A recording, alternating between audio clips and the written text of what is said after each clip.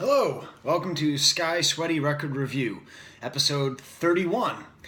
This is the only new music show on YouTube hosted by a French professor immediately after coming back from working out at the YMCA. And today we're going to be talking about the pop supergroup, girl group, I don't know, Little Mix. But first of all, I want to tell a story. I want to tell a story about these fake Pop Tarts, these organic Pop Tarts. You see, yesterday it was crazy. I woke up and there was like a foot of snow in my driveway, and I wasn't expecting it at all. So I had to rush out, and my plow guy quit. I don't know why. So I'm sitting out there, I'm shoveling and I'm shoveling and I'm shoveling. I should have done a video after that. I was sweaty. I was shoveling. I shoveled myself out. It took a whole hour. So when I put my kids out to the bus, I just gave them these Pop Tarts. I just said, here, take these Pop Tarts and just go. And they got on the bus and they ate the Pop Tarts. And so a little bit later, I was talking to my girlfriend on the phone, and I was telling her about this. And I was like, but it's good because, they were organic Pop Tarts. And she's somebody who likes good food, not garbage. And so she kind of laughed and was like, how is it possible to have organic Pop Tarts? And I was trying to explain how, the ingredients, okay, they're frosted, but they use real sugar as opposed to corn syrup, and there's less preservatives, and there's, a lot of organic, it's all organic fruit in there. But ultimately, I understand, it's not a healthy idea to give your kids Pop-Tarts every morning. Organic or not, I should have made oatmeal or a nice scrambled egg sandwich. But still, it was better than if it was just like a box of s'mores Pop-Tarts or pumpkin spice or chocolate or whatever it was that Kellogg's makes. This is actually a better alternative. Which brings us to the album Little Mix, LM5 by Little Mix. It's pop music, okay? Apparently this group won America's Got Talent, the British version. I guess Britain's Got Talent. England's Got Talent? I don't know. A lot of those people have talent. And apparently these women won one of these contests. And it appears to be a girl group, a woman group. They call them girl groups, but they're women. And it's this pop album, just all the way through. A complete and total, I guess you could call it bubblegum pop album. I'm going through the credits and I'm trying to figure out who wrote what and who produced what. And it's a complete, it's a mess. I have no idea who's doing what. Someone is making this product, this pop product, and releasing it on the world. And these women are singing over it. But I'm happy to say it's really good. It's highly listenable. Most, in my experience, most pop music with female singing, or males, but usually female singing, is way oversung. And just, okay, you can, but should you? That's almost always my question with female pop singers. This is not oversung at all. Maybe once or twice I go, all right, that's a bit much. Nor is it undersung, they're not undersinging. There's a lot of beautiful harmonies. And ultimately, the production is solid. It's not too of this moment. My only complaint is there's a little too much like Spanish rhythm in it, which doesn't make sense for a group from England. Like, why would they be making songs that sound like they come from Puerto Rico? I don't know. I mean, it's just what's in right now. So who am I to say? Who am I to judge? I don't know. So what I'd like to propose for those of you who are sitting there saying, Skye, last week you were reviewing all these like underground groups, like these underground groups from Brooklyn who are making albums in their basement, and they're sitting there and they're producing works of gritty art. Why are you covering this pop band? I'm going to give you three tracks to listen to, and I will let you make your own determination. I predict at least one of these will be a big pop hit in the next couple years anyways, so you'll be like, oh, Skye, I already know that song. But the album came out yesterday, so I did it first. The first one I would suggest listening to is a song called Strip.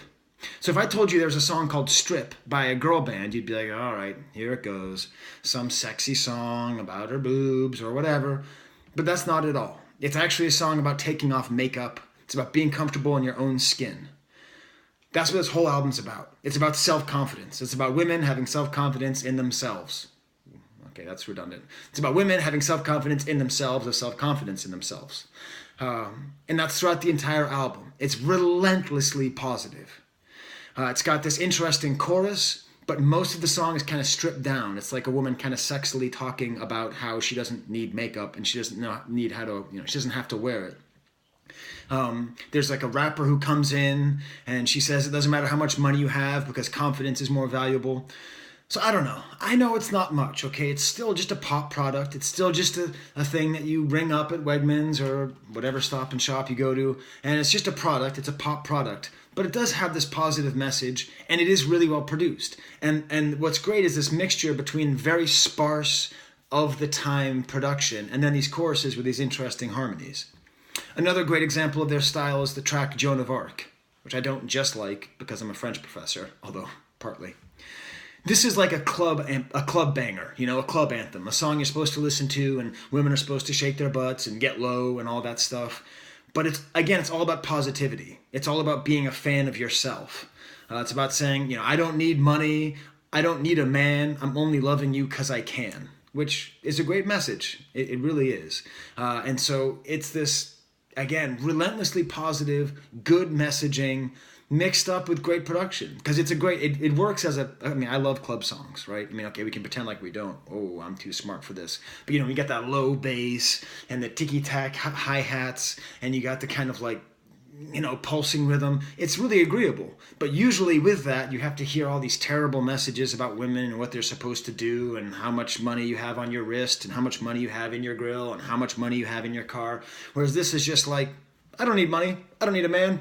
I'm just here because I can. Okay. And then finally, the third track. The third track I would say I had to listen to is a song called The Cure, which is sadly not about the British rock band starring Robert Smith. There's another song called More Than Words, which is not a cover of the Extreme song.